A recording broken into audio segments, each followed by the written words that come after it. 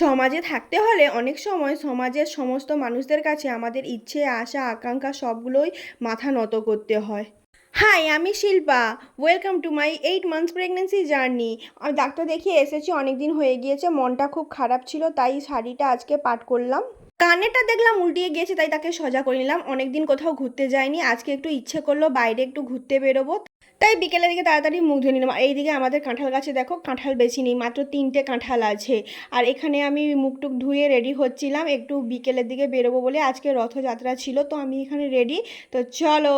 আর এই দিকে দেখো, আমার ভাই আমার জন্য কি এনেছে, আঙ্কেল চিপস।